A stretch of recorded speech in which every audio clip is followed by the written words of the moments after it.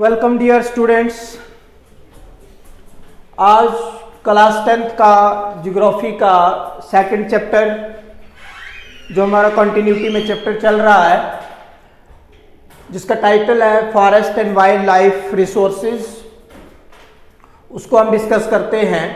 इसमें आपका होने वाला एक इम्पॉर्टेंट टॉपिक है जिसको हम एक कॉम्प्रिहेंसिव तरीके से स्टडी करेंगे कि आपने इसका एक आंसर जो है, एक बेहतरीन आंसर आप इसका कैसे तैयार कर सकते हैं। Depletion of flora and fauna, कि what are the causes of depletion of flora and fauna, what are the factors responsible for the depletion of the species of plants and animals.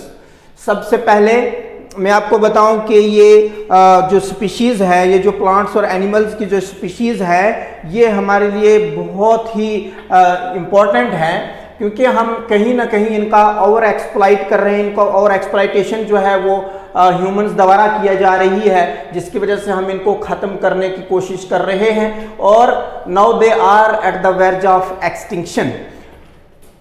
सबसे पहला जो कॉज है इसका वो है loss during colonial period. What I mean by colonial period, कि जब हमारे यहाँ ब्रिटिशर्स थे हमारी कंट्री में, उनके दौरान जो है हमारी इस नेचुरल वेजिटेशन को काफ़ी नुकसान हुआ है। जैसे रेलवेज को बनाया गया, रेलवेज को एक्सपेंड करने के लिए उन्होंने क्या किया कि लार्ज अमाउंट में फॉरेस्ट को काटा, फॉरेस्ट को जो है क्लियर किया गया, फॉरेस्ट एरियाज जो है वो ख़त्म किए गए, उस एनवायरनमेंट को, उस नेचुरल एनवायरनमेंट को जो है ख़त्म किया गया और रेलवेज को तैयार किया गया। तो इस वजह से क्या हुआ कि हमारी जो फ्लोरा और फाना की जो स्पीशीज़ है वो डिप्लीट हो गई। Next, commercial and scientific forestry. Commercial and scientific forestry जो है ये भी कॉलोनियल पीरियड के वक्त में ही हुआ है, कि जैसे जो पेड़ उनको अपने फ़ायदे के लिए थे उनको उन्होंने काटा और उनकी जगह दूसरे पेड़ों को लगाया गया, लेकिन वो जो लगाया गया उनका बहुत कम फायदा था, क्योंकि पहले जो नेचर ने हमें जो फॉरेस्ट ग्रांट किए हुए थे उनको काटा गया, उनसे उनने कमर्शियल जो यूज़ था वो किया, अपना फ़ायदा उठाया और हमारी नेचुरल वेजिटेशन जो थी उसको ख़त्म किया। नेक्स्ट इसमें आपका आता है एनरिचमेंट प्लांटेशन। एनरिचमेंट प्लांटेशन जो है आपका पेड़ों को लगाना है, पेड़ों को बढ़ाना है, लेकिन उन्होंने क्या किया कि नेचुरल फॉरेस्ट को ख़त्म किया। जैसे आपका जो टीक है, ये उन्होंने क्या किया कि टीक को उन्होंने हासिल किया और इसकी जगह पे दूसरे पेड़ लगाए, लेकिन इससे जो है हमारी जो नेचुरल वेजिटेशन थी वो ख़त्म हुई, वो दरबदर हुई। उन्होंने अपने ठिकाने, जो उनका नेचुरल हैबिटेट था, वो एक जगह से दूसरी जगह भागे। और इस तरह से जैसे हमारा चीड़ एंड पाइन जो हिमालयाज में नेचुरली उगा करता था, वो वहाँ पे इसकी बहुत अच्छी प्लांटेशन थी, लेकिन इन लोगों ने क्या किया, वहाँ पे चीड़ और पाइन को काट कर उन्होंने उसकी जगह जो है हिमालयन ओक को उगाया। लेकिन हिमालयन ओक तो उगाया, अच्छी इसकी वहाँ पे ग्रोथ हुई, लेकिन नेचुरल वेजिटेशन को ख़त्म करने से हमें जो है हमारा फ्लोरा और फाना की जो स्पीशीज़ थी वो ख़त्म हो गई।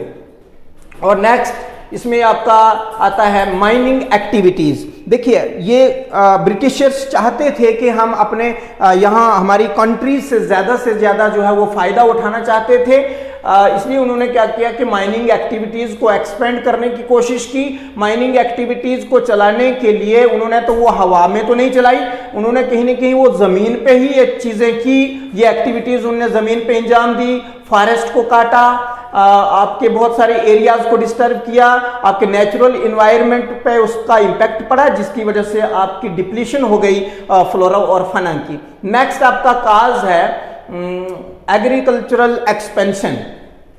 देखिए, लैंड जितनी नेचर ने हमें अवेल की है, जितनी उसने हमें ग्रांट की है, वो उतनी है, उसी पे हमने घर बनाने हैं, उसी पे हमारी बिल्डिंग्स बनेंगी, उसी पे हमारी इंडस्ट्रियल जो फैक्ट्रीज हैं, जो इंडस्ट्रियल प्रोजेक्ट्स हैं, वो भी उसी पे बनेंगे। लेकिन क्या किया गया, according to forest survey of India 1951 to 1980, याद रखना, उसमें उस सर्वे के मुताबिक 26,000 स्क्वायर किलोमीटर जो फॉरेस्ट एरिया था उसको कन्वर्ट किया गया है एग्रीकल्चरल लैंड में। मीन्स इतना बड़ा फॉरेस्ट का जो एरिया है उसको काटा गया, उसको क्लियर किया गया और आपकी खेती बाड़ी की जो जमीन थी उसको बढ़ावती दी गई, उसको बढ़ाया गया। तो इससे नेचुरली हमारी जो नेचुरल स्पीशीज हैं वो तो दरबदर हुई हैं, वो तो खत्म हुई हैं, वो एक्सटिंक्ट हो चुकी हैं। और दूसरा है स्लैश एंड बर्न एग्रीकल्चर।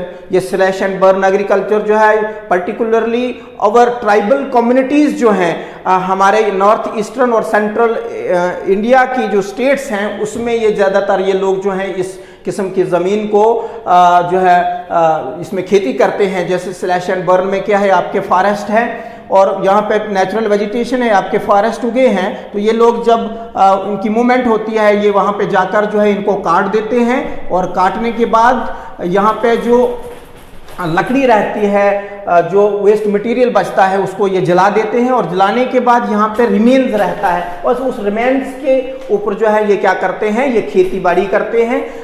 इस तरह से क्या है कि इस किस्म की ज़मीन को slash and burn agricultural land के नाम से जाना जाता है। इसको हम झूम के नाम से भी जानते हैं, इसको झूम भी कहा जाता है।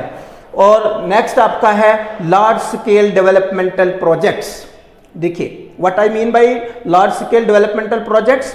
लार्ज स्केल डेवलपमेंटल प्रोजेक्ट्स जैसे आपने डैम्स बनाने हैं, आपके रिवर्स हैं, इन तमाम जैसे आपकी माइनिंग इंडस्ट्रीज हैं, ये लार्ज स्केल डेवलपमेंटल प्रोजेक्ट्स के अंदर आते हैं। जब इन चीज़ों को बनाना है तो कहीं ना कहीं आपको लैंड पे ही तो इन चीज़ों को इंजाम देना है, यहाँ पे इनकी कंस्ट्रक्शन होगी तो नेचुरल वेजिटेशन को नुकसान पहुंचेगा ही। मैंने यहाँ पे फैक्चुअल रिपोर्ट लिखी है जो आप अपने आंसर में एक बेहतरीन तरीके से ये चीज़ें जो है इनकॉर्पोरेट कर सकते हैं। जैसे since 1951 5000 square kilometre of forest was cleared for river valley projects.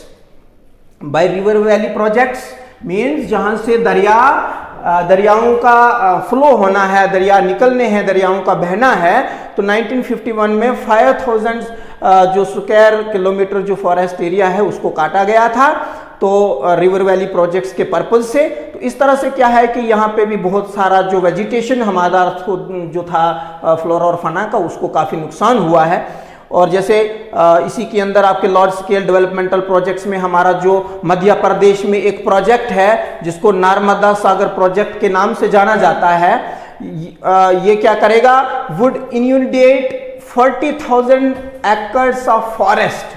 ये आपके 40,000 एकर्स फॉरेस्ट लैंड को डुबा देगा। जब ये मध्य प्रदेश में ये कंप्लीट हो जाएगा तो इससे आप खुद अंदाजा लगाओ कि वहां पे हमारी नेचुरल वेजिटेशन को कितना नुकसान होगा। ये तो फ्लोरा और फाना की बात है, इसमें तो हम ह्यूमन बींग्स को इंक्लूड ही नहीं किया गया है। अगर हम लोग भी इसके अंदर आते हैं तो आप खुद सोचिए कितना बड़ा नुकसान जो है ओवरऑल इसका होगा इस नर्मदा सागर प्रोजेक्ट से जो मध्य प्रदेश में है। अब इसमें एक और चीज़ है, आपका डोलमाइट माइनिंग है। डोलमाइट माइनिंग जो है ये वेस्ट बंगाल में होती है, चल रही है, जिससे आपका बॉक्सा टाइगर रिजर्व जो है इसको काफ़ी नुकसान हुआ है इस डोलमाइट माइनिंग से। ये एक रिसोर्स है, एक और है जिसको एक्सट्रैक्ट किया जाता है, लेकिन इसकी एक्सट्रैक्शन से क्या हुआ है कि बॉक्सा टाइगर रिजर्व जो वेस्ट बंगाल में है उसको काफ़ी नुकसान हुआ है और हमारी जो नेचुरल वेजिटेशन है, फ्लोरा और फाना की जो स्पीशीज़ हैं ये एक्सटिंक्ट हो चुकी हैं। तो ये काजेज हैं, ये फैक्टर्स हैं which are responsible for the depletion of flora and fauna. इसके अलावा ह्यूमन फैक्टर्स हैं, नेचुरल फैक्टर्स हैं, जैसे ओवर ग्रेजिंग है और एक्सप्लॉइटेशन ऑफ रिसोर्सेज हैं, आपके जैसे पोचिंग है। पोचिंग किसको कहा जाता है, जैसे बहुत सारे जानवरों को जो है उनको किडनैप किया जाता है, जैसे आदमियों को किडनैप किया जाता है, बच्चों को किडनैप किया जाता है। इसी तरह से पोचिंग जो है ये भी एक फैक्टर है डिप्लीशन ऑफ फ्लोरा एंड फाना का, कि बहुत सारे जानवरों को पकड़ा जाता है और उन्हें बाहर की कंट्रीज में जो है उन्हें बेचा जाता है। इस तरह से क्या है कि बहुत सारी और भी फैक्टर्स हैं आपके, जैसे हैबिटाट डिस्ट्रक्शन है जो नेचुरल फैक्टर है। तो इस तरह से आपका जो डिप्लीशन है फ्लोरा और फाना की वो कहीं ना कहीं इन तरीकों से हो रही है। तो आई होप ये आप सारी चीज़ें जो है इस आंसर के अंदर जो है ये फैक्चुअल जो चीज़ें मैंने यहाँ पे लिखी है वो इनके अंदर आप इनकॉर्पोरेट कर सकते हैं और एक बेहतरीन आंसर तैयार कर सकते हैं। Thank you very much.